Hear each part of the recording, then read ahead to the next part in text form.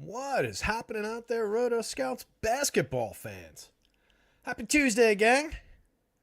Welcome to everybody out there grinding one out on a snowy, cold Tuesday here in the Northeast. Snow, cold all across the country.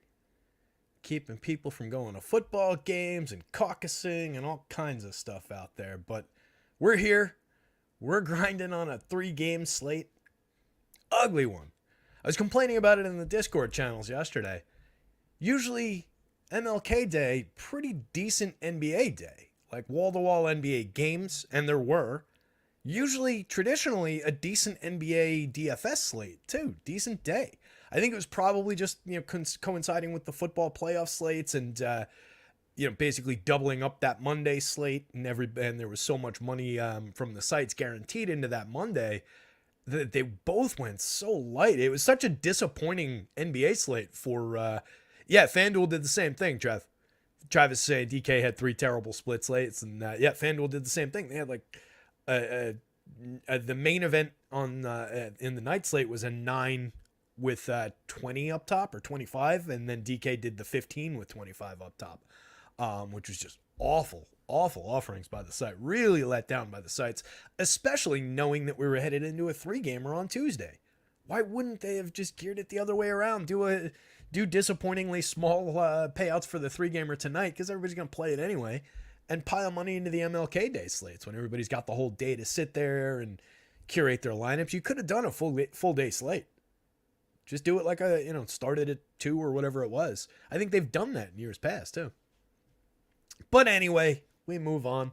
I only threw in a few lineups last night. I'm playing a limited set of lineups. It's been my approach to some of these the last couple of weeks, just some of these smaller uglier slates that they're putting out on FanDuel.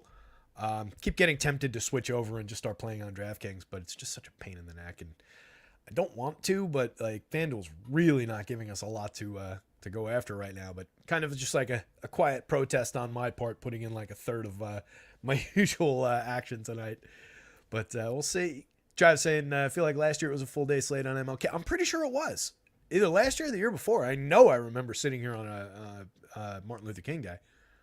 Great holiday overall. I mean, obviously, someone who really, really deserves a national holiday and earned it with his life. And part of yesterday, I watched there's a fantastic HBO doc called King in the Wild, King in the Wilderness, something along those lines. It's from 2018, I think. And just a really, really good in-depth documentary on him on HBO. So I was watching that for a little while yesterday. Really, really good. What's the main reason you prefer playing on FanDuel? At this point, Trav, it's probably just tradition. Really. I do like their interface better. Maybe I'm alone on that, but I think they have a much better interface as far as like accessing lineups and stuff. And it's for one thing, it's been where all my money's been for a long time. So it would be a matter of taking out, withdrawing, putting back in. Not that that's a major hassle these days, by any means. But, especially with, buy-ins going up for a while, that was like, you get in cheaper, you'd be facing bigger pools, but bigger pool, smaller top prize, but you're getting in cheaper. Now that they're like normalizing and FanDuel's gone up and up and up and up, and the payouts have gone down and the tournament structure's gone down. So that's less of a reason. But at this point, it's really just tradition because it's blue, not green. I don't know. Great. There's a lot of things I prefer just because they're blue these days. All right. Cujo Blue stopping in, wishing everybody good luck, showing support for the channel, the community. Sounds like Cujo might not be playing tonight. We appreciate him coming in. Travis is here, of course. 2 Travises. Travis Wyndham's here, and could be Traviser. Both here. Matthew Patterson. How about your Packers? How about those Packers? Looking pretty damn good. I tell you what, Jordan Love, he really, for a kid who came out and what was it, week 5 or so?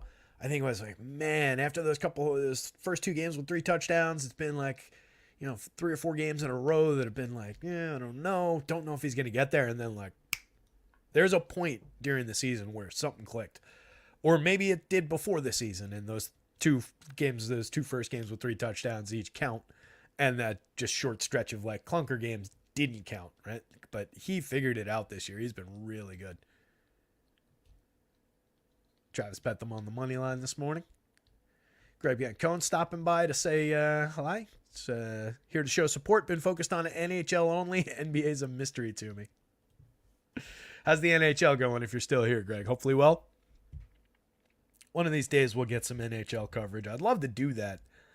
Just obviously not enough bandwidth to track line changes and be on top of it. I could, as I've said before, I could probably drop like early, assuming I was ever up with enough time to do it. I could drop like early AM, like based on morning skate, this is the projections, and then not gonna update it through the day, not gonna update any changes or news.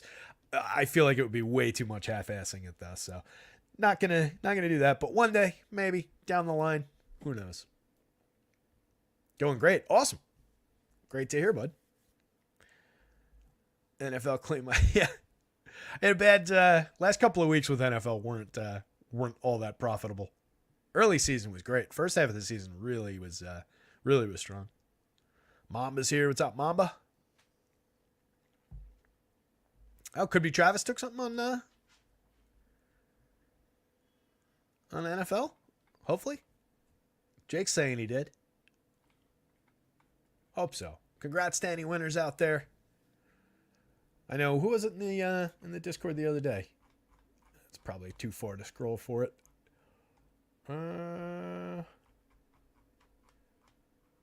Somebody in the Discord the other day. I forget who it was.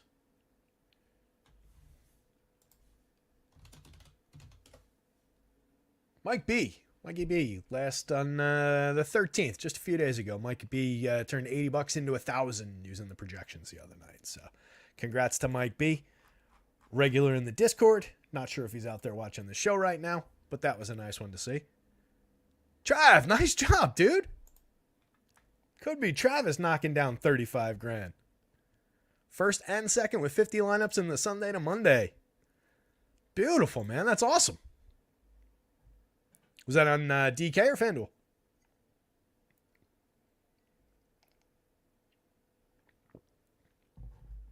It's great to hear, bud.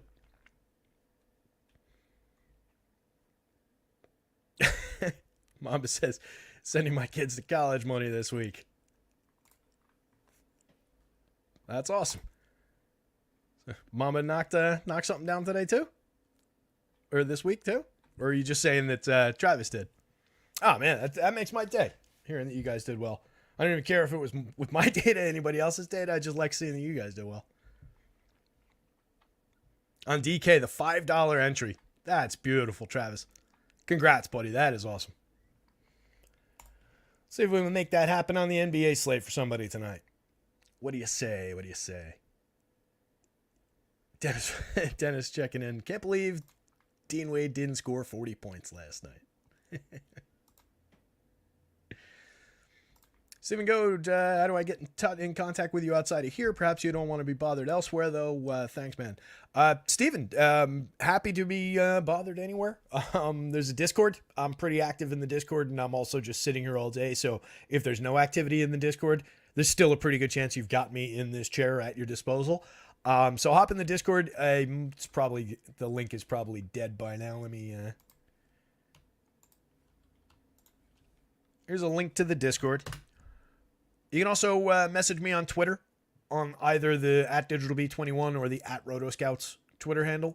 I think the DMs are open. If not, just message the account. My email address is I'll tell you guys, it's not a secret. It's also mostly a junk mail account. It's my tmcb74 @gmail. Not difficult to figure out. Send me an email if you want to. Not hiding. I'm around. I'm readily available. Quickest, easiest way, and the way that I probably won't miss for too long anyway, is via the Discord. Just shoot me a DM in there or message me in the channel. If you send me an email, there's a pretty good chance I'll miss it. Just because it's literally just a repository for junk mail at this point. But feel free. But yeah, happy to chat anytime, whether it's about whatever. Maybe you want to handle NHL projections for me and content for me. Maybe you just got a question about how to put together NBA and NFL lineups. Whatever the case may be, feel free to get in touch anytime. So Reggie Jackson standing up at the top of the board on the DK slate. Not really so much on FanDuel.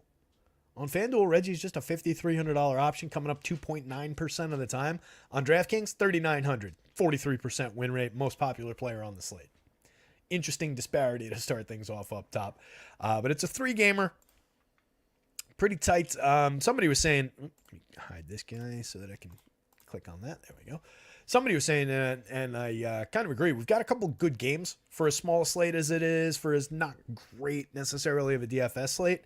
Denver, Philly to start things off, and then OKC and the Clippers late, plus Sacramento and Phoenix. Not a bad game necessarily. 3 interesting games tonight. Denver and Philly. Philly favored by 3 as of line from about an hour ago at this point. 228.5 point total on that one. Sacramento and Phoenix, 4.5 points favoring Phoenix. 243.5. That's our biggest total on the board. That one's definitely going to draw some attention. A lot of KD. KD sitting third by optimal lineup rate on the DraftKings slate. Kawhi Leonard, Paul George, both right there. Excuse me, that's in the Clippers game. Sacramento side of things, Malik Monk is right there. Keegan Murray a little further down the board. Keegan Murray's also the only questionable player on the day today. Grayson Allen's in there. De'Aaron Fox is in there. Sabonis down the board a little bit there. I mean, this, as I'm getting down to the bottom of the board, that's basically everybody on this slate. But that is going to be a pretty key game. And then the OKC LA game, you've got Kawhi and Paul George, like I was just getting at, up near the top of the board from their side. OKC, we've got Shea hanging on to relevance down in row 25 down there as I'm eyeballing it. Kenrich Williams. There's Jalen in the middle of the board. So pieces from all these games look like they're going to be relevant. There's not one game that's just total like, that one's not going to really provide any value. So I think we're going to have lineups strung together throughout the night, which is obviously good. In terms of our ins and our outs, so Denver annoyingly listed the entire starting 5 as probable. KCP, Aaron Gordon, Nikola Jokic, Jamal Murray, Michael Porter Jr., all probable. Keegan Murray, as I said, the only questionable player on the entire slate. Julian Strawther out, Bull out, and the key player that's out currently is Zubac. So Zubac is out. It's going to put Danny Theis into a pretty productive role. I know he was coming through on FanDuel. I don't see him sorted here, though, so maybe it doesn't look as good on DK. Where the hell is he? Oh, there he is. So, yeah, that's one that's pretty different across sites. On FanDuel, 4,400 power forward and center. He's optimal 50% of the time. He's got a 50% win rate, 49.1% in the top 1. On DraftKings, it's still very relevant, but it's just 22%. That's why he's down here when we sort it. If we sorted by FanDuel, I believe that's the top option on the board. Yep. Tops on the board, 49 for Grayson Allen was number 2. So those two guys look like keys to the kingdom on the FanDuel slate. Less so on DraftKings, but still very relevant. Looks overall like a little bit of a flatter board on DK. Like FanDuel, we go 50, 49, drop to 41 and 40, couple in the high 30s. And kind of a thin middle. Right, not many guys in the teens there on FanDuel. We're on DK. We peak at 43, and it looks like we're a little fatter through the middle. Look at all these guys in the teens and the low 20s. A little more Starsy, well, not Starsy Scrubsy, but like value pay up, presumably, on FanDuel. We'll see how it breaks out when we look at the individual guys. But it's just interesting that it's kind of a gentler plateau on the DK board for sure.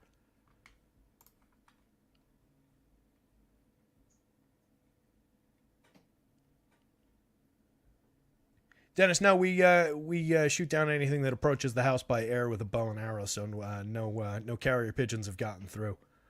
You might have a better shot with ravens; they're a hardier bird. But yeah, Dennis knows I'm responsive. He and I chat all the time, and have for a long time, going back to Stochastic. We've always talked via Discord, Slack, what have you, and DMs. He knows my DMs are open. Jake Swales just hopped into Discord finally. It was being lazy, but time to turn up. Nice. Yeah, look, it's it's just like with the shows, right? Like I say all the time, without you guys being here, this is just me talking to myself. Same thing with Discord. If there's nobody chatting in Discord, it gets kind of quiet. If people are talking, I'll jump in all the time, and there's there's a lot of activity and so on and so forth. So the more people that get in there, the more there is to do. Anyway, let's dig into this thing. Christian Brown, kind of interesting. He's only 3,600 on the DK slate. I've got him a little bit ahead of where like RG does. And when he popped up to here at the 41% win rate, I said, ooh, that's interesting because I hadn't noticed him being like crazy highly owned. That's a ways out ahead of their ownership rate. So either he's a really good play, or if you take, I've got him about 2 DK points ahead of where they are. And it pushes them to here. Their ownership is like 15 points lower than that. So, if you take, I don't know if you take their number and rerun the sim, does he come up at, like 25% win rate? I think he's a decent play with the possibility of being a pretty good play at that price on DK. Shooting guard, small forward eligible. It's just a 15-point projection. He's a 0.82 per minute player. I'm only giving him 20 minutes. It's not like we're out crazy with the minutes. It's just kind of price driven there. It's one to watch though. If it comes down, if we shave off any minutes, if I find a good reason to correct downward for his projection, maybe it comes down a little bit. But I think at worst, you can play him around where the field is in like mid-20s ownership and have reasonable expectations. The number I've got him projected at is basically 0.79. So a little bit below his current season number. Last year for the season, he was 0.65 per minute on the FanDuel scale. So obviously we've taken a leap, but this year, this year we're at 0.81 on FanDuel. So, reason to believe that we're about right in a game where they're picking up a little bit, like a possession and a half. Not much. Not much that's going to say like, oh, he's going to touch the ball so many more times. Not the highest usage guy in the world is a value guy, but at 16.7, it's below average, but at least it's not one of these tragically bad, 10, 12% type usage guys. He's an active player on the court, so it's a reasonable enough value play, especially on a 3-gamer. Like, you got to be willing to embrace some of these 20-minute guys. Peyton Watson looking pretty similar to that. I didn't actually look where Watson is in terms of this ownership. Basically the exact same story for Peyton Watson. It's just salary driven. It's just a limited number of $3,000 viable $3,000 plays. So he's going to come through. Power forward and center, only giving him 20 minutes. 3,500 puts him at a 41% win rate on the DraftKings slate. On FanDuel, just 6%. He's 4,600 power forward and small forward over there. Different kind of play. He's also matched up against. If he had center eligibility, it would be interesting to see where he fell into on FanDuel, power forward and center. But power forward, small forward, he just kind of falls by the wayside with this limited projection. But a couple interesting pieces on the value scale are coming out of that Denver rotation with all three of those guys, Reggie, Christian Brown, and Peyton Watson. If we just want to look at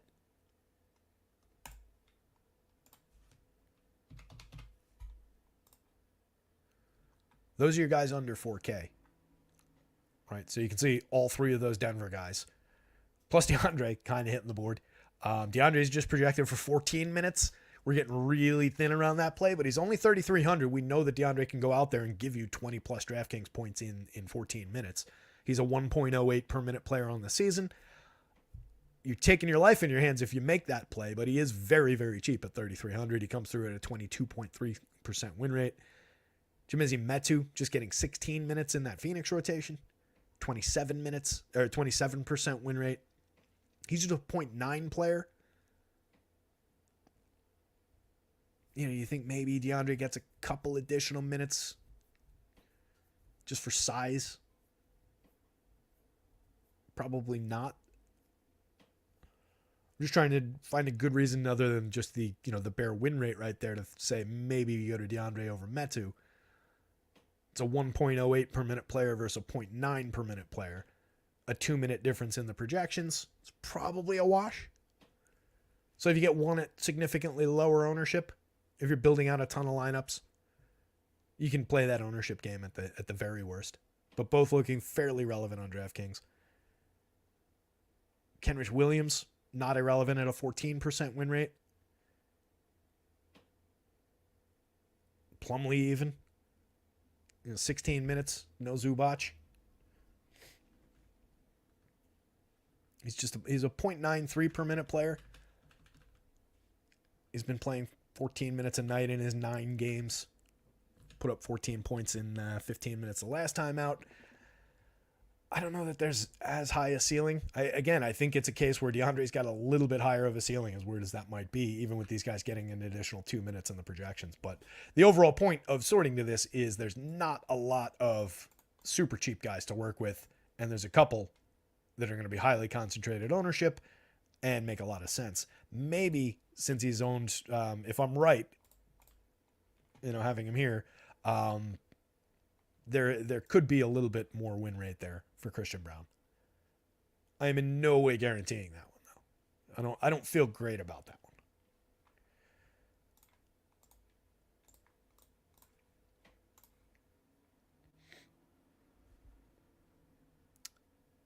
one. Dell, on a 3-gamer, I'd probably let them all fly. I don't really... if something came through optimizer, sims, etc. with all 3 of those guys in it on a 3-game slate, I'd probably be fine with it. It's 3 high-end enough guys. On a full slate, I do like to limit that to 2. But on this slate, even if you get, mean plus almost 2 standard deviations, mean plus a standard deviation, and then just mean out of those guys today, where they're priced and where they're projected and everything, that could carry the slate anyway.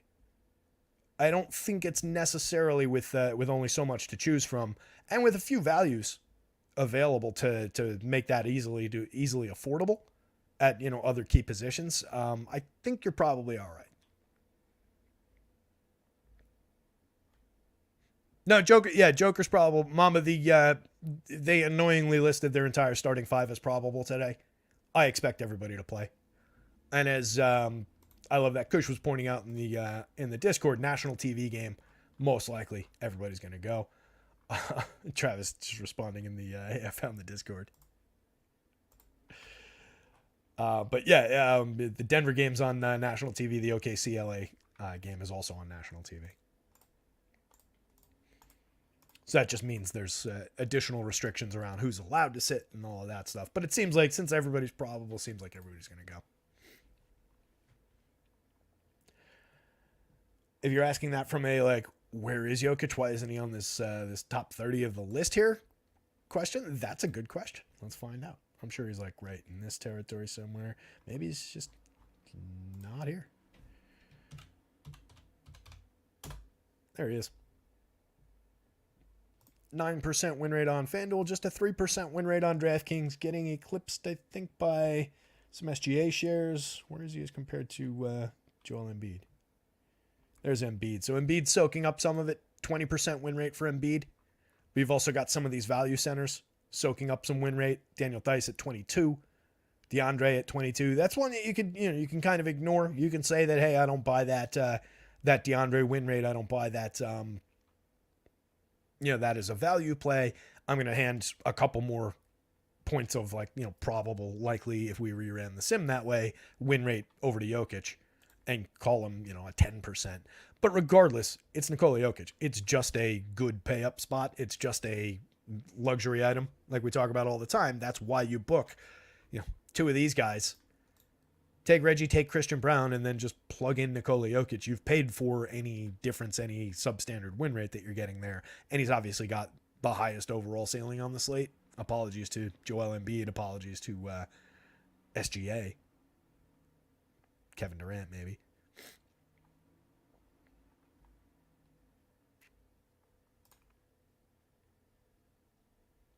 Didn't see him at the top of the sheet. Yeah. Yeah, if I resorted by projection, I think he's second. I got Embiid a little higher. Yeah, that's Embiid. That's Jokic.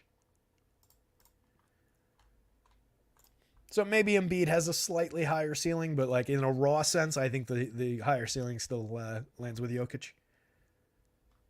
But 1.86 DraftKings points per minute on the season versus 1.72. There's no real arguing with it. Either way, though, either one of those primetime centers, you can absolutely just plug into the lineup. Again, that's the luxury item. That's why you're saving over here. I do think that we're going to see lineups come in a little bit more balanced than that, though, especially with KD at 9.2 on DraftKings, Kawhi at 8.5, Paul George at 8.4, James Harden at 8.1, Devin Booker even at 9.1. There's a lot of mid-price guys with, not those projections, not that upside or per minute numbers, but pretty healthy per dollar numbers. Not that Embiid's 5.31 isn't healthy. 4.84 for Jokic. On another slate, that plays better.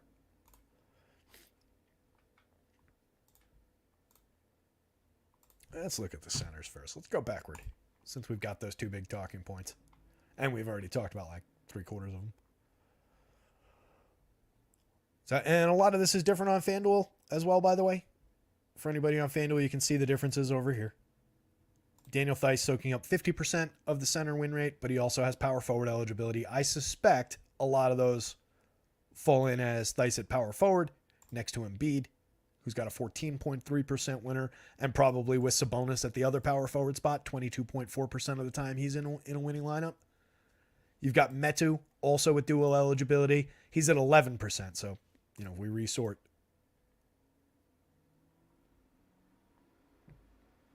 Metu's down this way. So you can see it on FanDuel with these three center-only guys, Nurk, Holmgren, Embiid, 22, 16, and 14% respectively. And then Jokic hanging here just under 10% as the second highest priced option with a lower projection by 5 points than Embiid.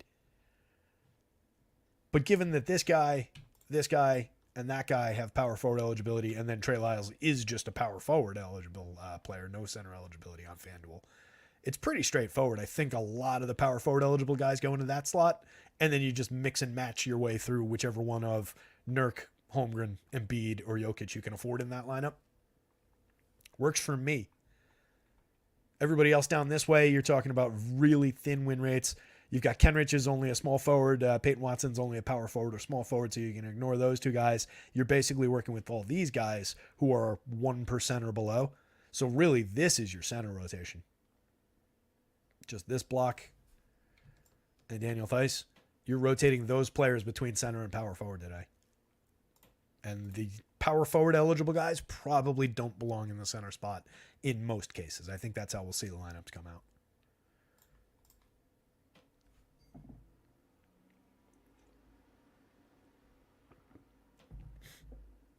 Jake Swales, Jalen Williams has looked very good as of late. Kid's playing well this year.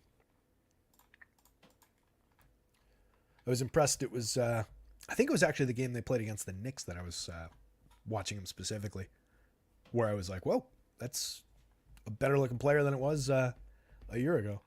Probably the last time I watched him. So on DK, we went through the values, right? But again, Peyton Watson, Chimezie Metu, DeAndre Jordan, make of it what you will. I do think that Watson with the longest minutes projection is probably your best bet. He's showing a 41% win rate there, 27 on Metu, 22 on Jordan. A little bit more meat on the bone probably minutes-wise out of all four of them for Daniel Theis, but he's down at a 22% win rate, oddly. Well, not oddly, because he costs $4,400, so he's not quite the value play. But if you can afford it, like if that extra $1,000, it does make a difference in win rate compared to the top with Peyton Watson, but not that much. There's not a ton of daylight between these numbers. So if you can find the additional money to pay for Theis, you're probably getting a little bit more security. Lower floor overall. But these guys, just with the affordability, they don't individually have a higher ceiling than Theis, but they can create a higher ceiling for the rest of the lineup just by virtue of being $1,100 less in the case of DeAndre Jordan.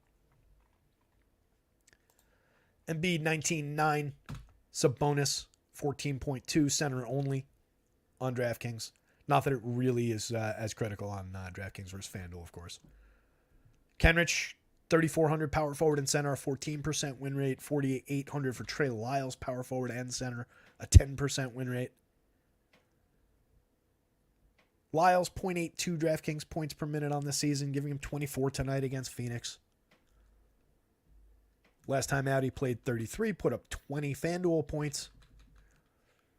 Need probably a little bit better than that from him, even on a 3-gamer for 4,800. Just when there's all these other options positionally for value. This makes him like the lowest end out of the value bucket, I think, at the realistic value bucket anyway. You can throw Plumlee in there probably too.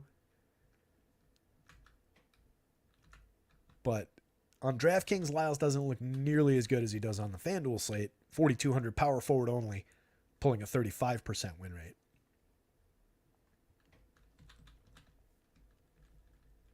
Nurk, not really the play on DraftKings for 72 that he is for the same price on FanDuel. 22% winner on FanDuel, just 5.6% on DraftKings. 1.22 DK points per minute, 1.23 on FanDuel. High usage center, 20% usage rate. Put up 42 in just 27 minutes the other night. Capable guy.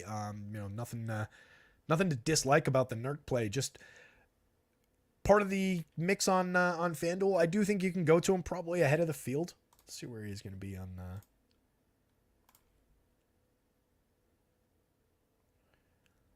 Nurk's not going to be popular on DraftKings at all. I don't mind that as a fairly reasonable pivot. His ownership mark this isn't the highest win rate, 5.6%, but his ownership is even lower than that in the projection source that I'm looking at. It makes him an interesting play because he does have a fairly high ceiling at the position. There's not a ton of options. Obviously, you're not. I mean, it's not necessarily impossible to get him alongside one of the other centers on DraftKings. Like Nurk, Sabonis would probably be your easiest option since he's a little cheaper. And Nurk isn't crazy expensive. So I'm sure you could put that together, like, center util.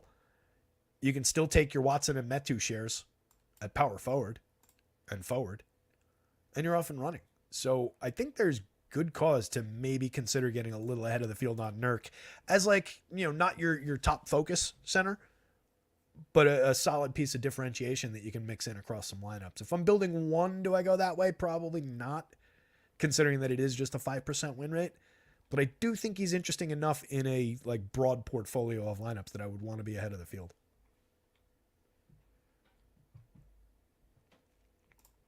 Holmgren at 82 could probably also fall into that kind of a play. Is only a 2.5% win rate, so we're talking about half the win rate for 1,000 more, by comparison to Nurk. But he is also very low owned. His ownership is also roughly half his win rate there. So, I mean, you're talking about two high-end guys in Nurk and Holmgren that are going to have single-digit ownership on a 3-game slate. That in and of itself is not without value. 1.22 DraftKings points per minute for Nurk, 1.25 for Holmgren. On a night where, let's just say, for craziness sake, Embiid and Jokic not cancel each other out, but both score in the 50s, 52 points apiece. Now all of a sudden your high 30s, your low 40s from a Nurk, a Holmgren. Sabonis I'm not going to include in that conversation. Let's say he goes out and gives you just exactly what his mean is there, 49, 50 points. Those 40 points from Holmgren, 42, 43, 44 points from Holmgren, Nurk, play a little bit better. Those guys, and that's not even, that's maybe a full standard deviation on top for Nurk. That's not a standard deviation on top for Holmgren. That's a few additional points. So those could potentially play really, really well. On FanDuel, they're both owned more, or they're both showing more obvious win rate. 22.4% for Nurk, 16.9% for Holmgren. Just part of that really strong mix of the center-only guys. I think they're both interesting at low single-digit ownership.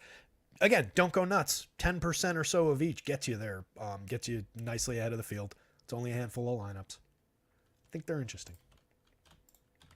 Nobody else really critical. All the guys at the bottom here are showing low-end numbers on both sites. Any one of them could, if something changes, blowout in one spot or another. Not that we're expecting blowouts in any of these games. But, some kind of a tweak, a change, an injury, what have you. Obviously, any one of these guys could hit the board. But right now, none of them is showing that. They are all, though, decent per-minute players. Jalen Williams, YLIN, Jalen, 0.91, 0.93. Alex Len, 1.19, 1.15. He's just projected for 10 minutes. Jalen was projected for 7. Paul Reed projected just for the backup center minutes for 14, 1.07, 1.03. 0.92 and 0.90 for Drew Eubanks, also just projected minimal, 8 minutes. But in that case, my point is all of these guys are decent per minute backup. So if any one of them stumbled into minutes, you could see them bend a 3-game slate at these low prices. Maybe not Paul Reed at 6,000, 5,600 though.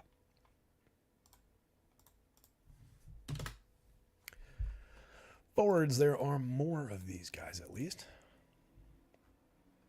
Just want to make sure we're still sorted. I think we are. Thing is worrying like I asked it to calculate the national debt.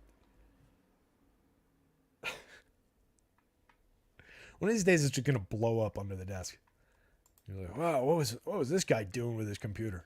Are you mining all kinds of cryptocurrency? No, I was trying to sort a column with 20 rows that are conditionally formatted in Excel. Melted my computer down. Thice over Plumlee for sure, Trev. Yeah, Thice is the presumptive play there. Plumlee's just a mixer. I love that Kush, one of the best usernames of all time, says Travis. So looking at the forward spot, again, the Christian Braun thing, if you weren't here for the top of the show, I'm about 2 points higher on DK than what I saw for him across town. And it puts him out well ahead of what his projected ownership is. He's projected in like the mid-20s ownership-wise. That could make him, if you took those 2 points away, he probably would drop into low 30s, mid to high 20s in terms of that win rate number at 36. That keeps him as a good play. He probably just becomes like this, like Metu. Put him side by side here. That still would make him a good play, and his ownership would just be right around there. So if I'm wrong, worst case with Christian Braun here, I think worst case would be this, right? Worst case would be this. But the worst case math-wise in what we're seeing here is that I'm wrong about the mean, and he's a little bit lower end than this. And if you're around the field, you're okay.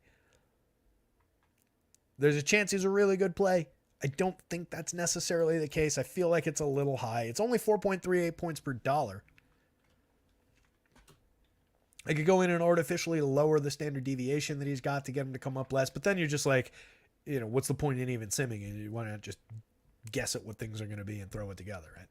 So I would probably be conservative about it and consider him at more around this 27% rate, but he does still look like a playable piece at 3,600 with 20 minutes on him. So again, even if it's wrong, he's still probably, 21% on FanDuel. Call that your barometer. Shooting guard only on the FanDuel slate. Shooting guard and small forward on DraftKings. It just comes with that little touch of buyer beware on it. Watson, with the same 41% win rate, 3,500 power forward and center.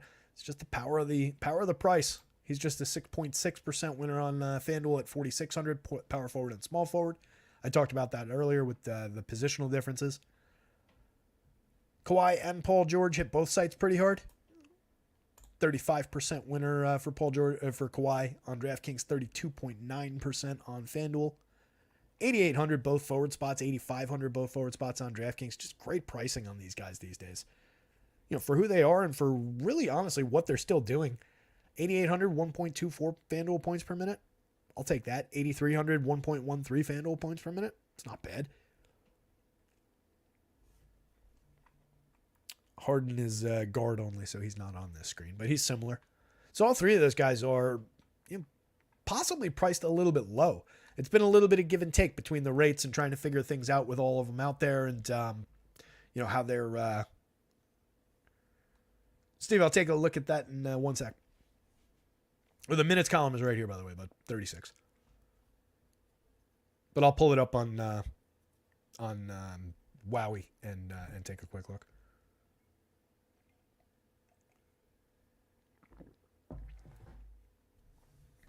And yeah, all of those guys, with all three of them healthy, do get a little bit of a haircut. I forgot what I was talking about. Clippers pricing. Yeah, so a little bit of give and take. I think that now, they're at worst correct, and I think possibly a little bit low for who they are. So they all look great, but in the 30s for both Kawhi and Paul George. And again, I would, on a 3-game slate, I would have no issues with getting all three of them in a lineup. I probably still, if I was hand building it, my default would probably be to go to a max 2 of them.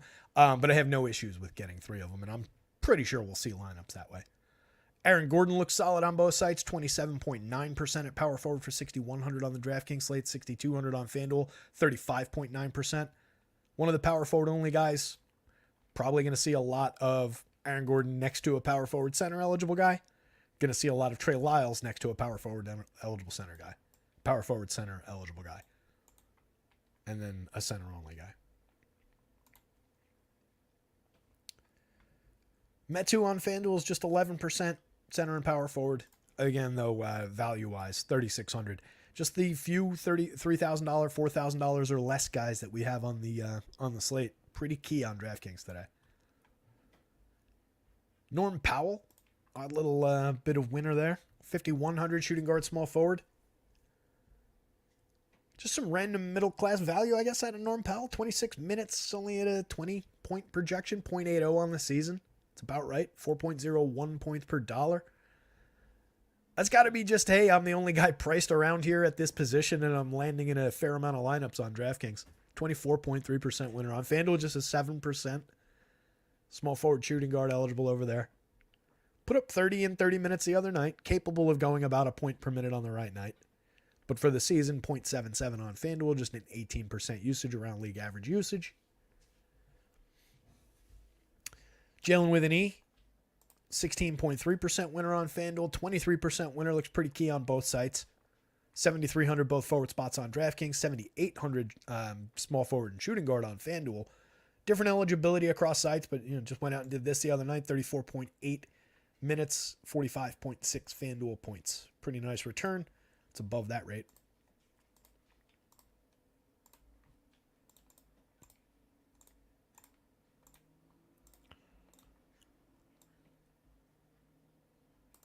Got him.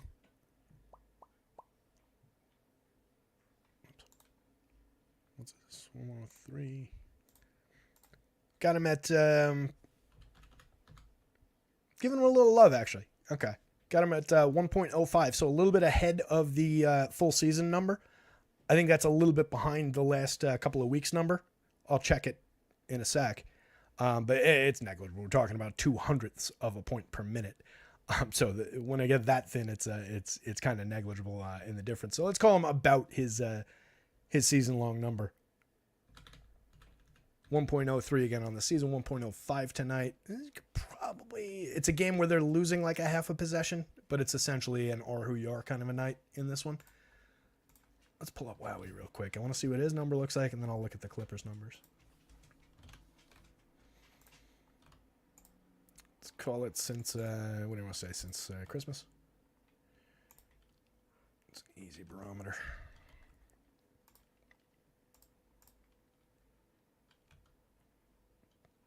.22 in 374 minutes since Christmas on both sites.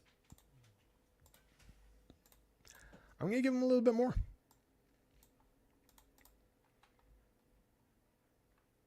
I think there's justification. Put him at 1-1.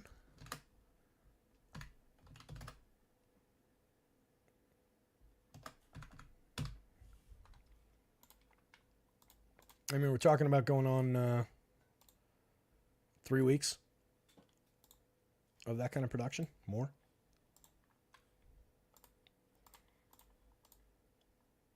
It's an additional to get him to 1.1 instead of 1.05 where I had him.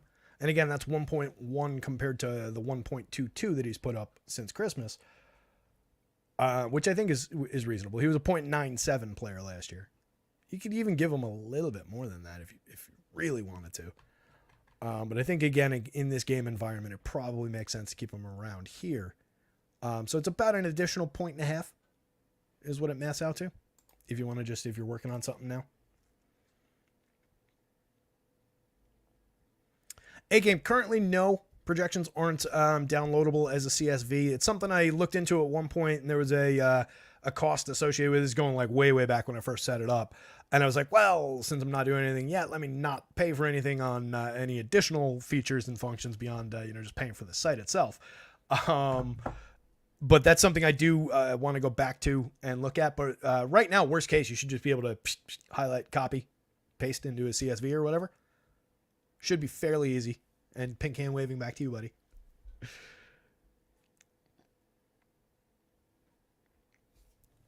So yeah, let me look at Phoenix now. So yeah, point being that Jalen already looks good, and I think there's cause to maybe give him a little bit more in the next update. So probably goes from 16 and change to high teens, low 20s, mid, you call it 25 on DK, call it 19 on FanDuel. But Jalen looks like a good option again today. All right, so Phoenix. Let me see here. Oops, that's the off spot. That would be a bad start.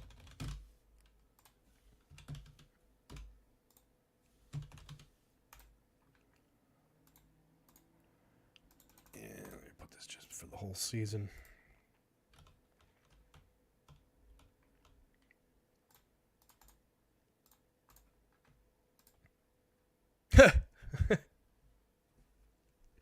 In under 1 minute, playing with all three of Booker, Beal, and Durant on the court, Yuta Watanabe is a 24 FanDuel points per minute player, according to Wowie. I feel like something broke there, considering he had no minutes. Drew Eubanks, 3.83 FanDuel points per minute in 1 minute. The realistic guys, the three that we care about here.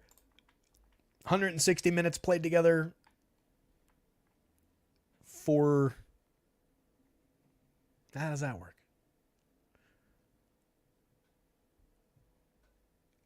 The request I have is for all three players to be on, Booker, Durant, and Beal. And it's giving me 3 different minutes totals for all three guys. I don't get how that's possible. 160 for Durant, 155 for Booker, 150 for Beal. I don't get how it's possible for them not to all have the same total when the request is all three of them on the court. Regardless, those numbers become... Let me pull up the... Let's do it this way.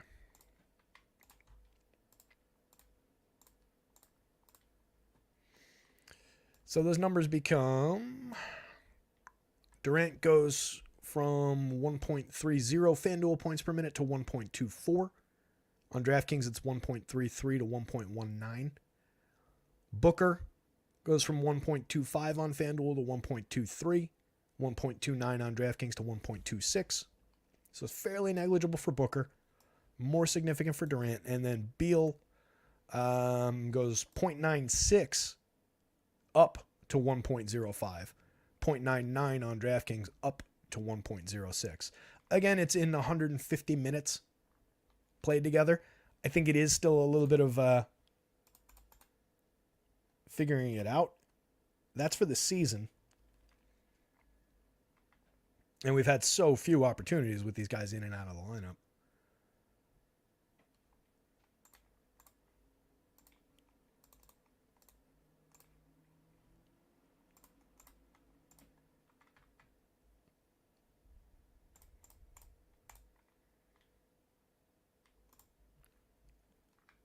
Since Christmas,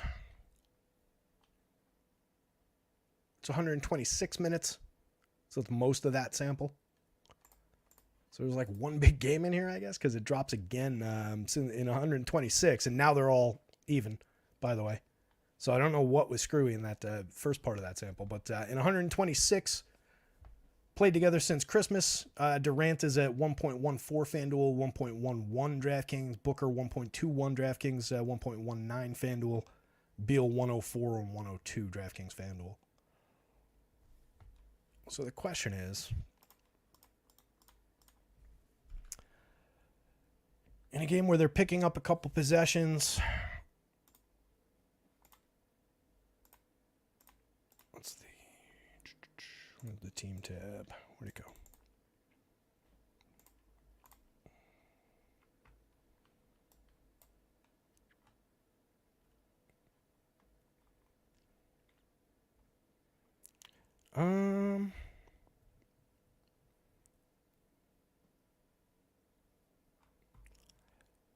I could probably be convinced to shave Kevin Durant down a little bit.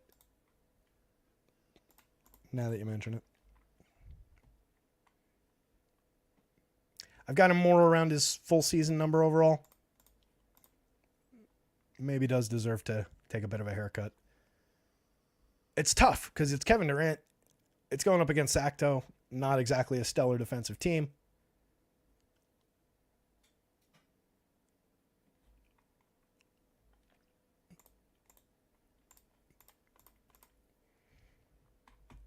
I don't know. I'll think about it. I don't think this is incorrect, but I also don't think it would be incorrect necessarily to give him a little bit less. If I took him down to...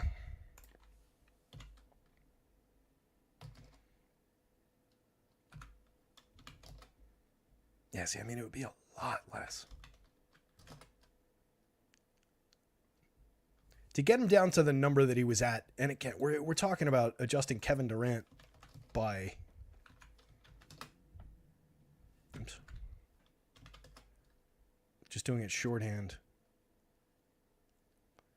To get him to match 1.14, it would be a 9-point difference.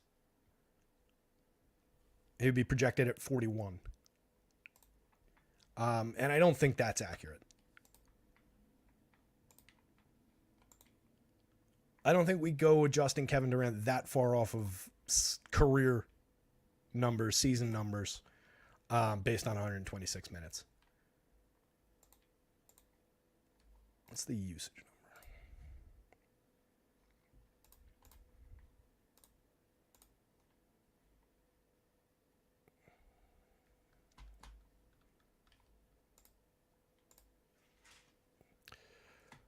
It has a wildly different usage rate.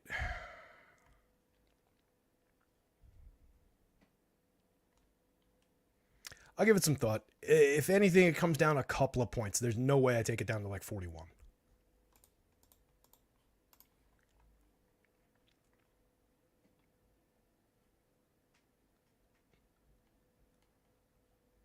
Stochastic Durant projected is 3.5 less than mine according to the player compare tool, so I'm not snitching data. They have a tool to compare their projections to mine now? Cool. I imagine that's not what you're talking about.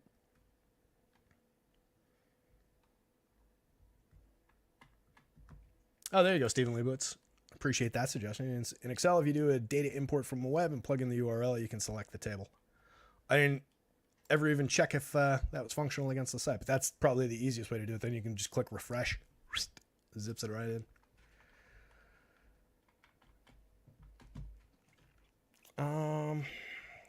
This Durant thing's going to annoy me now. It probably is a little high. So, yeah, if anything, it would probably come down into that range that Steven's suggesting here. 47-ish. I can get behind like 47, somewhere in that territory. It is, I don't know. It feels reactionary, though. That puts him like a little bit below the season long. I don't know. We're spending a lot of time on it. I'll take a look at KD. It is still Kevin Durant on a 3-game slate against Sacramento. I don't want to get too carried away that it's not a good option.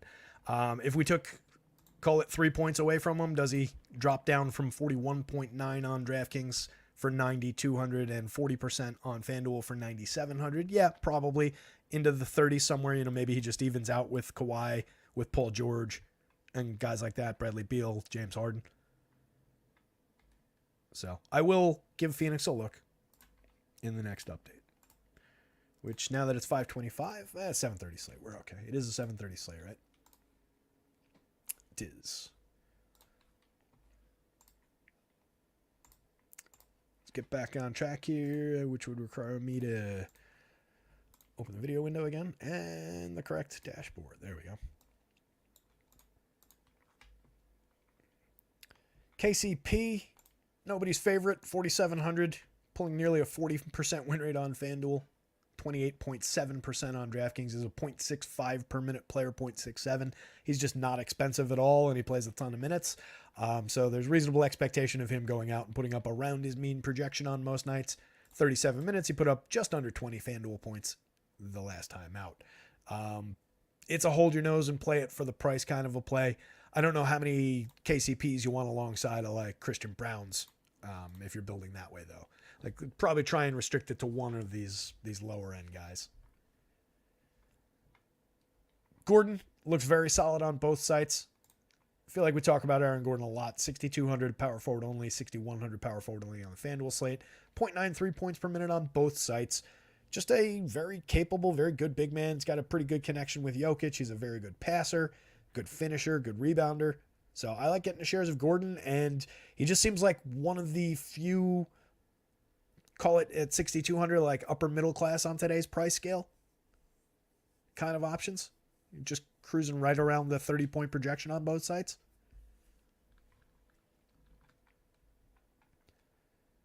Malik Monk from the Sacramento side of that Phoenix game, 26.5% winner on FanDuel, 27 on DraftKings. Point guard and shooting guard. I just realized that I didn't resort to the position, so I'll do that now. But Malik Monk looks good at the guard spots when we get there.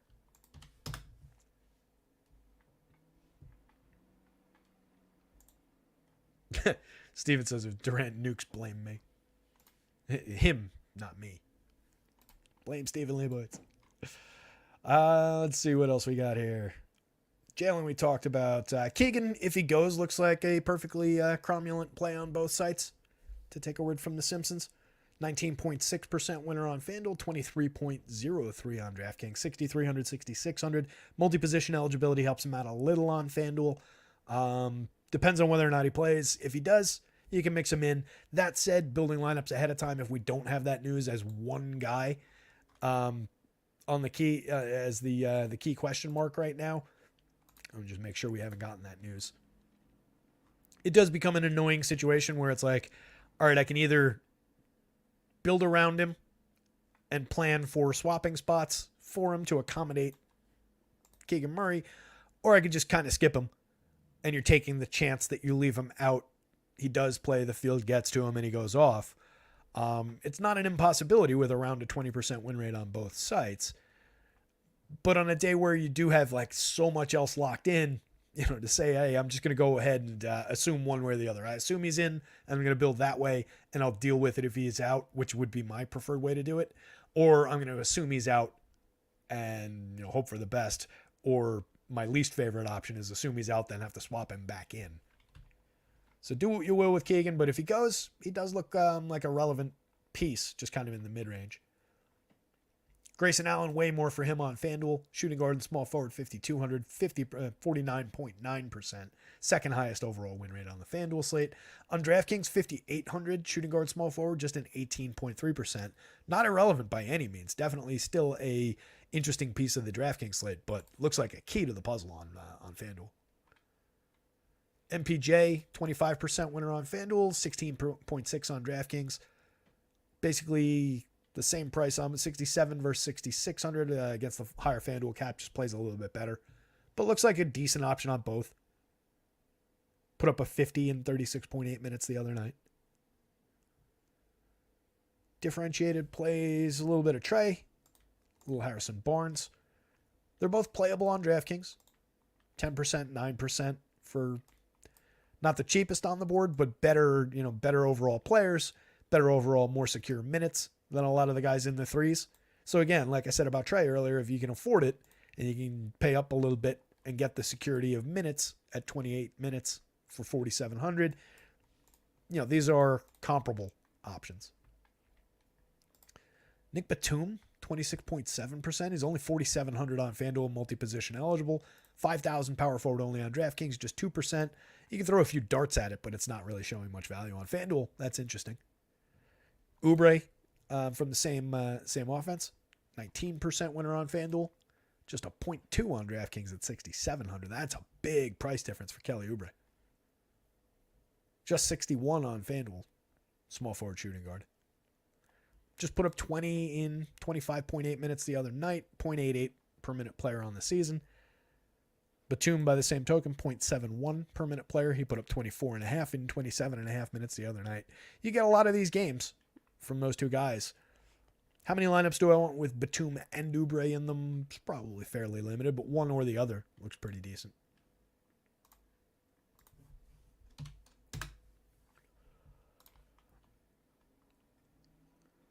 8 games saying KCP good play on DraftKings on FanDuel, bad on DK.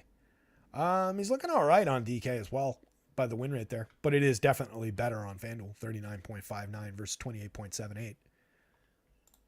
But again, it is a player that can absolutely burn you with a 0.65 per minute, 0.67 per minute. Just a little price driven, and there are, again, other options. I think we've talked about many of these guys. Here's Harden, who we haven't touched on. We referred to him, but we didn't really touch on him. 8,100 on both sides. Point guard only on DraftKings. Both guard spots on FanDuel. A little bit more on FanDuel. 41.4% winner. Puts him, it's a little higher, I think, than, right? Yeah, these guys were, so on FanDuel, Harden outpaces Kawhi and Paul George, 41 to mid-30s. On DraftKings, the other two are a little bit better than Harden's 24.3. Norm Powell, just 7% on FanDuel. Just again, coming through at the mid-range, just 5,100 shooting guard and small forward eligible. 24.3% of winners.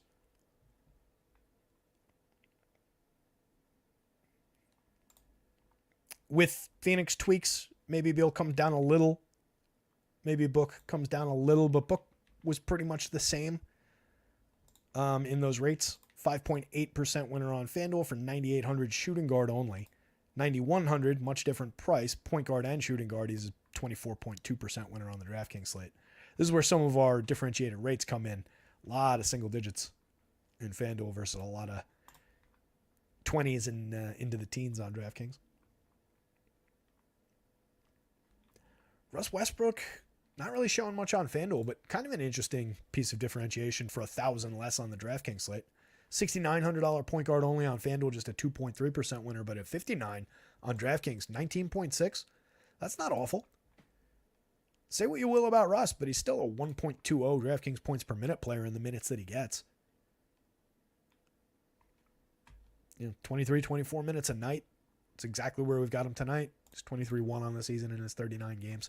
The other night he put up 44 FanDuel points in 29 minutes. There's a lot of capable upside there as a piece to move around the board at 5,900. I bet you he's under-owned. Slightly under-owned. This is a little bit higher than his projected ownership. I wouldn't mind getting additional shares of Russ. I bet that ownership projection's a little high. I feel like he comes up a little bit more unpopular. Not by a ton. And another one not to mash the gas pedal down and take 150 shares of. But grab a few additional shares beyond the field. I don't think you're making a mistake on a 3-game slate. Grayson Allen looks terrific on FanDuel, 49.9, 18.3% on DraftKings, shooting guard, small forward. We've talked about him. De'Aaron Fox, point guard only, one of the few. 38.5% winner on FanDuel, basically half that on DraftKings at 9,000 point guard only. He's only 8,700 on the FanDuel slate. 1.26 per minute on FanDuel, 1.30 on DraftKings. 46.9 in 42 and change minutes the other night. SGA looks very good.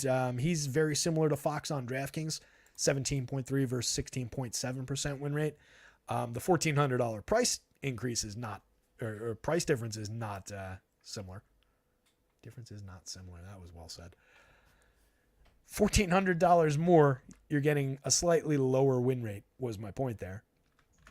But SGA obviously has a very, very high ceiling. One of the few players on the 3-gamer projected over 50 raw fantasy points, 1.56 per minute versus 1.30 with similar minutes projected. So I think we all kind of know how the math works on these two.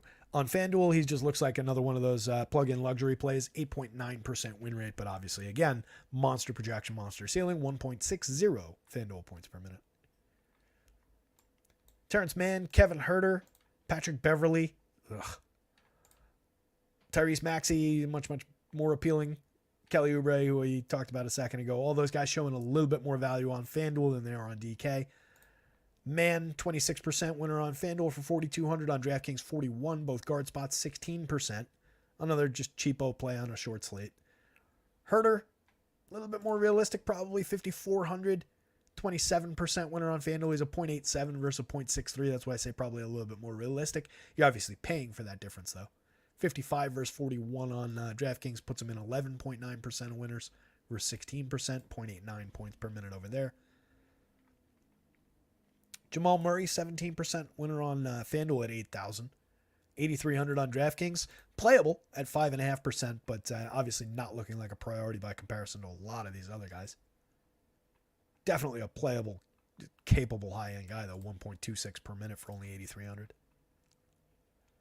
Giddey's obviously got a little bit of a ceiling, 1.11, 1.14 per minute across sites. Not showing much value, though, just a 3% win rate on both. Maxey, 13.3 on FanDuel, just 1.9 on DraftKings. Slumming it on DraftKings with Maxey. 1.16 per minute on the season on FanDuel, 1.19 on DK.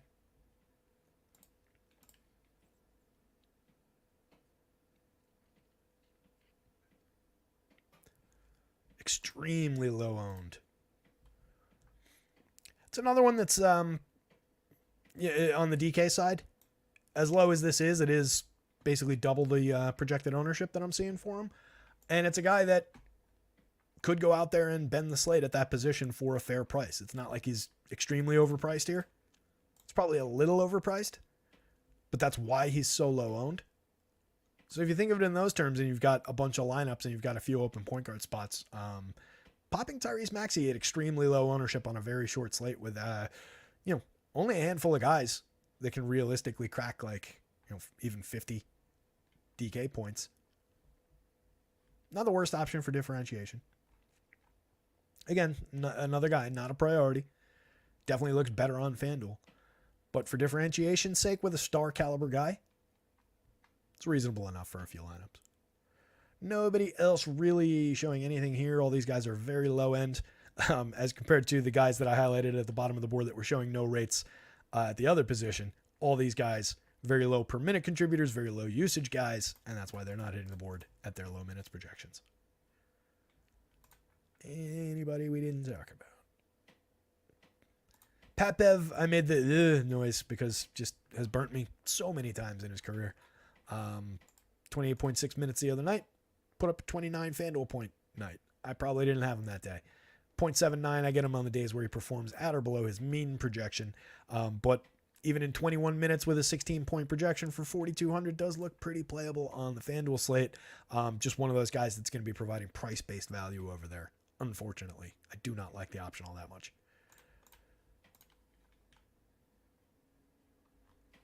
Let's jump into taking a look at some of these sims. Hit the like button if you get a chance. Hit the subscribe if you haven't subscribed to us before. Looks like we got a solid little handful of people watching and hanging out with us. Appreciate that. You guys all rock. Follow the @rotoscouts Twitter handle if you're not following that.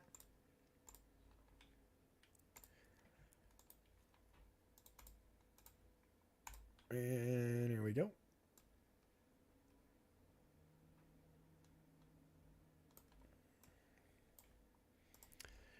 DraftKings first simulation sims.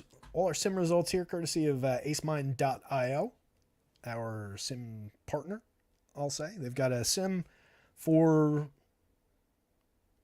NBA, full sims for NBA. There's also an optimizer for NBA, full sims for PGA. I believe there's an optimizer for PGA. I haven't checked. NFL, same story. I've got it confirmed. There will be a baseball product once baseball rolls around. 29 days till pitchers and catchers, by the way. 29 days, less than a month till pitchers and catchers. But yeah, we'll have a baseball product up. They're, I believe, working on an MMA. I believe they're working on a tennis. Not to tease things coming from those guys, but That's exactly what I'm doing. acemind.io. Check them out. It's a great site, great tools, and cheaper pricing than a lot of the competition. Keep your eyes out in the coming weeks as well for some promo codes. We're going to tighten up a little bit of partnership on those guys and probably have some promo codes for you guys over there. Jake asks, who is the top spend option on the slate? Let me jump back to the board there. So until Stephen Leibowitz screwed it up for everybody, it probably would have been Kevin Durant. He was looking pretty good.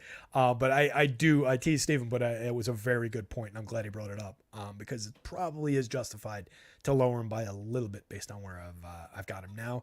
So he's probably still, even if I bring him down a little, it would be him, Kawhi, or Paul George, kind of all three in a tie. If I have to pick one of those guys, I probably lean KD, just based on it being KD. Can you spell that? Can I spell KD? So yeah, it's tricky, right? Because I mean, all those guys are dealing with the same thing. Right? If I say the Clippers guys, well, they're dealing with a 3-man. We've not really played all that much time together, kind of a hodgepodge as well. If I say one of the Phoenix guys, they're in that mess. Jokic and Embiid are both looking very, very good, but they don't have the win rates that any of these other stars do. It's easier to declare my favorite values of the day. Reggie Jackson on the DraftKings slate, Daniel Theis on the FanDuel slate. Yeah, top expensive guy is tricky today. It really is. There's not, I mean, you're not wrong in saying Embiid or Jokic. You're just kind of defying the Sims, and you're talking about the absolute, stratosphere in terms of price. Whereas those other like slightly lower priced stars, slightly lower projected, slightly higher or much higher win rate guys are the quote unquote correct answer. Yeah, I'll stick with KD for now. Stay tuned. But yeah, we're not going south of like 47 points on either side. I'll tell you that right now. And I'm not totally comfortable even going that low. Because I think like if you just think about it among those guys even, and I know that right now what we've seen in the limited 150 whatever minutes since Christmas, KD's usage rate was just like 18% with all three guys on the floor. That's not going to stay that way. Right? Like Booker has been mostly playing the point. Beal is a great scorer, but he's, as compared to Kevin Durant, Beal is a complementary star. Beal is the B or the C on that list. Kevin Durant is the A, right? Kevin Durant is the star. If you had to say only one of these guys can be declared your star, I think all of you, I think the Phoenix Suns, I think most NBA fans would say Kevin Durant is the star. So I think it normalizes back to Durant being Durant. It not necessarily tonight, obviously, but over the course of the rest of the season, I have to lean that way. So long way around for me to say that I do still think it's Durant, even with a little bit of a haircut based on where we saw him before. Okay, so looking at this board, I forgot that I had this sim board directly in front of me to help answer that question. We're seeing a ton of Kevin Durant. Obviously, this was at the higher number that we were just looking at. We're also seeing a lot of Joel Embiid in here, though. So again, a little bit of support for Embiid being okay there. He was around a 14% win rate on DK. So a lot of Embiid, a lot of Durant in the top lineups. This is DK. Just wanted to make sure I wasn't accidentally on FanDuel when I started seeing Theis over there. Some Theis. A lot of Daniel Theis coming through. Some DeAndre sneaking in there. Ton of Reggie Jackson in the top value spot. Makes a ton of sense. So a lot of value going into the point guard. The few odd duck lineups with De'Aaron Fox in here. A couple of Hardens in here, but primarily Reggie, most popular player on the slate, in that point guard spot. Pick your favorite between a Booker or Beal, or going to Eric Gordon, KCP in that shooting guard spot is basically how most of those are looking. Good amount of KCP popping through. Christian Brown, again, that's one I don't fully trust. I'm curious to see where it would be. Let's see if I can do that real quick. I tell you what, since we got a minute, what is it, 5:45? We got a minute. I know you guys can't see this. I'm going to rerun this in the background. I'll do the DK one, since I think more people care about DK. And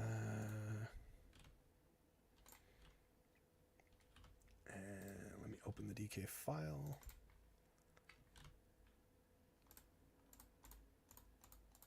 All right, I'm just going to do this kind of sloppily. I'm going to take 3 points away from KD. And I'm going to take 2 points away from Christian Brown. Those are the two kind of outliers or things that we wanted to adjust. Pop that guy in there. I could have just shown this on the screen. I probably should have actually. Show you guys. I know I've shown it before for how to use it, but would have been a good quick spot to do a little tutorial. I'm going to be doing also as part of the partnership with the guys from Ace Mind, I'm going to be doing some tutorial videos and some probably, punched up article type instructions, how-tos. I'm just running a default for now. All right, that'll run in the background for a sec. Let's continue looking at the lineups that we've got. It's back on your screen, right? Or probably never left your screen.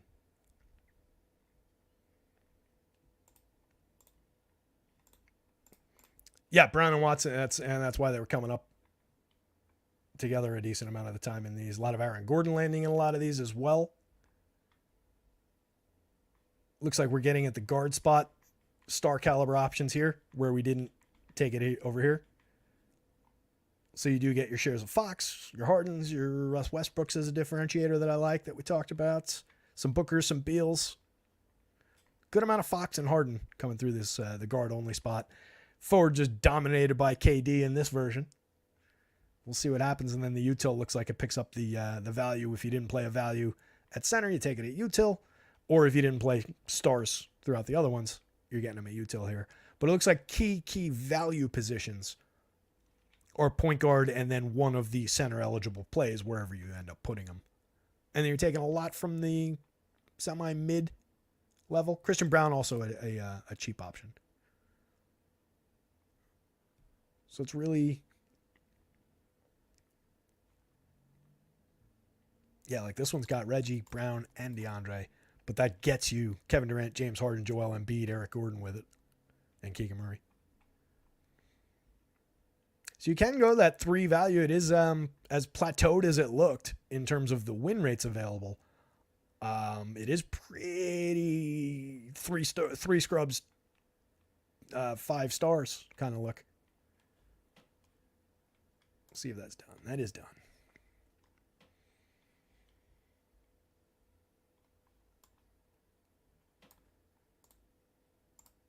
All right. We'll go like this. All right. Original, extra crispy.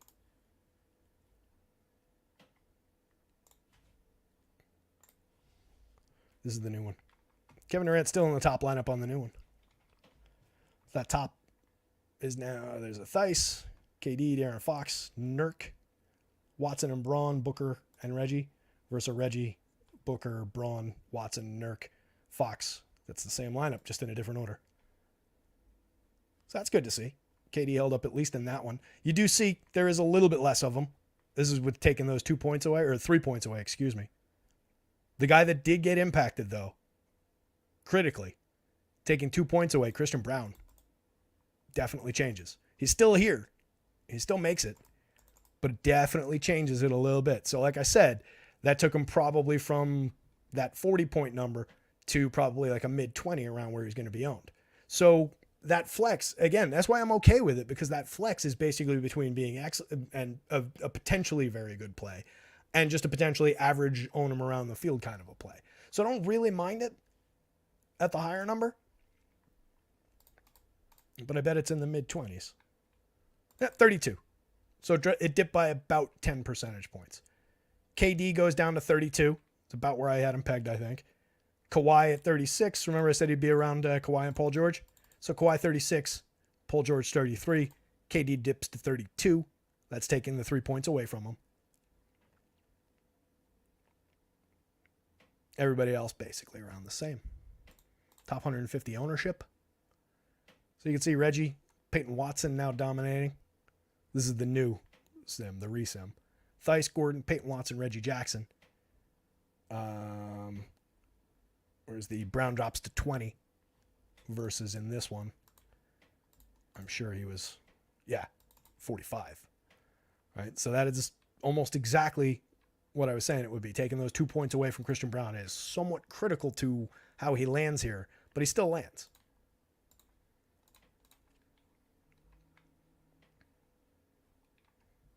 Anything else crazy different? I don't think so. Still getting some Embiids in here.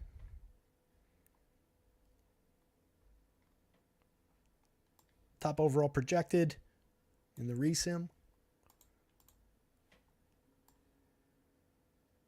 Reggie, Gordon, Kawhi, Peyton Watson, DeAndre, De'Aaron Fox, KD, Paul George. It's a pretty interesting lineup.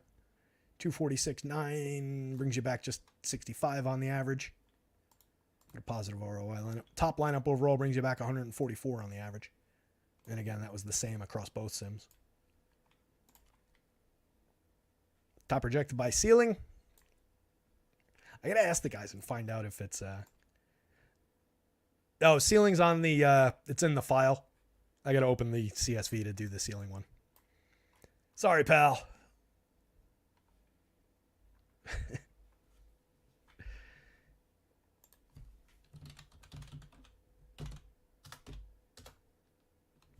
Steven, it's acemind.io. Ace like ace of spades, mind like the thing in between your ears, .io like input output, I guess. Mama says, damn. Yeah, that is one I always like to sort to. I gotta ask the guys. I never remember to ask if it's projection, like ceiling based on like a formula that they have based off of standard deviation or whatever, or if it's just like the actual highest ceiling it hit across 50,000 runs. Not sure.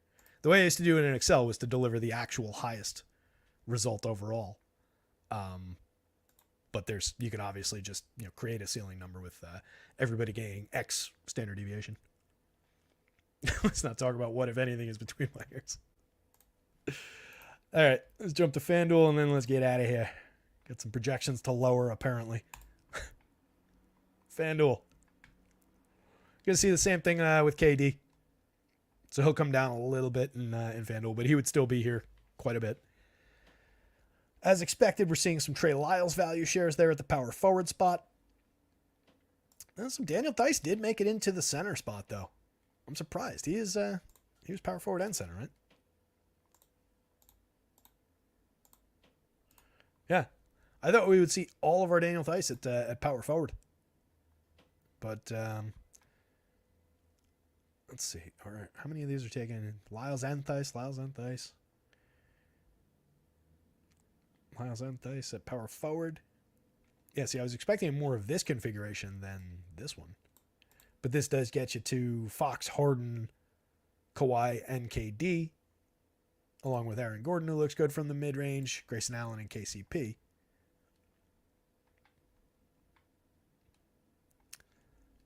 There's so much positional flex on this slate on FanDuel. Like, everybody, this entire mix of lineups is all the same guys. And I know it's that way usually, but it seems even more exaggerated that it's just the mix of the same guys, just in a slightly different order for most of these. A lot of James Harden coming through. Fair amount of Maxey, which is a different one site to site, if you remember. He was very low owned. He's just a mid type of a play, results-wise and ownership-wise on FanDuel. But there are a few shares of him cracking through to the top spot. That just speaks to his high projection and his high ceiling. So again, a very low ownership. We didn't see him in the top lineups on the DK one, but he's like sub 1% owned over there. I think he's a little around 10, maybe a little bit below on FanDuel, but an interesting guy that could definitely spike into a winner.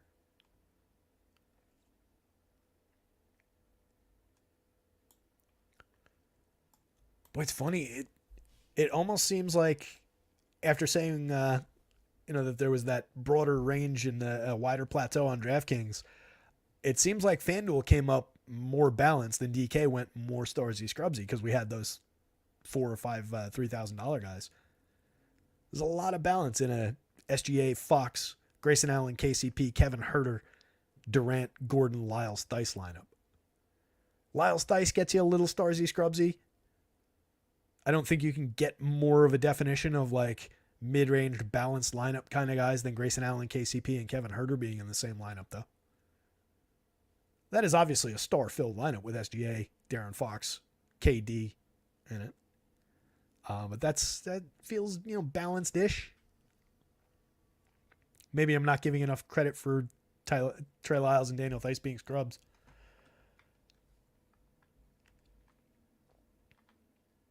Yeah, this answers who's your favorite pay-ups, though. All of them. Everybody looks good. Oops. That's not the right button. So again, those are your top of the slate by overall win rate, which is what we were looking at on the sheet the whole time. Highest owned player on FanDuel is De'Aaron Fox in the top lineups. Pretty solid. 38.5% win rate, 38.2% in top ones. It's going to be popular. Ignore the projected ownership column, by the way. That's not mine. So De'Aaron Fox, that's why I didn't used to show this screen, but I think this info is too interesting. So we're getting well out ahead of the projected ownership on Fox. Same with Theis, Grayson Allen, KCP. Most of the guys we talked about coming up a little bit heavier on them. But it looks like De'Aaron Fox is the key star. So I'll revise for FanDuel then. And I'll say that De'Aaron Fox, based on that info, is now my favorite pay-up guy over there. And on DraftKings, I'm going to stick with KD. 40% is a little high. 40 against 40 is fine. Kawhi, 33 against 35. Foxy, 28 against 13. Maybe it is Fox on DK also. A lower overall win rate, or a lower overall exposure, lower overall win rate. But if we're talking about purely difference between field projected ownership and what we're seeing as a success rate, De'Aaron Fox is interesting. More so on FanDuel, but interesting enough on DK. Probably too low owned. Definitely a potential spot to take advantage of on both sides.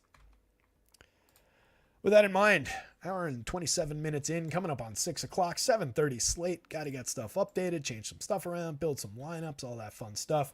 You guys absolutely rock. 60 people here right now hanging out with us. What, did Stochastic not have a show today? Appreciate all you guys. Boss Scott, you and Adam should team up. That would be very good for me, and I'm not exactly sure what it would do for Adam, but if he would like to come over here, I would love to have him. Spread the word, let him know.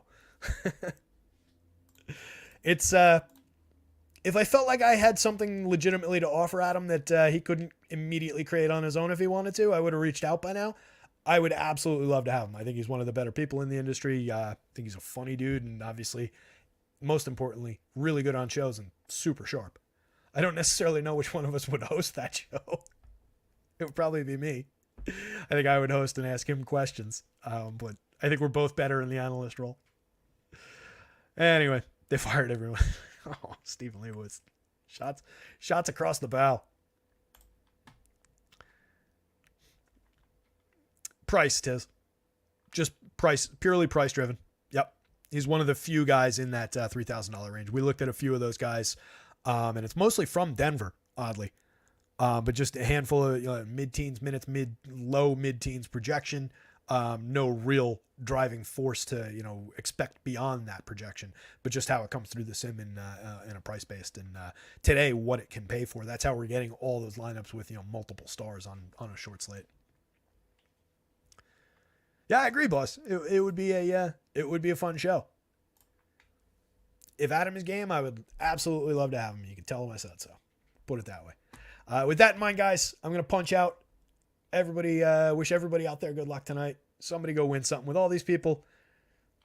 I think it was the nicer way to put it, Mamba. It's a parting of the ways. Oops. Yeah, there's always a reckoning at the end of a big season, right? At the end of NBA, at the end of NFL primarily. There's always a personnel reckoning. And, not speaking out of turn by any means, Neil and Adam were two of the, I believe, more, highly priced full-time people on staff. So those guys get exponentially more expensive when you build in things like benefits and everything, where paying people in this industry, a few bucks to do content is not difficult to do. You can find a line of people who will, for $50, be on a DFS show for you, for $20, write a DFS column for you.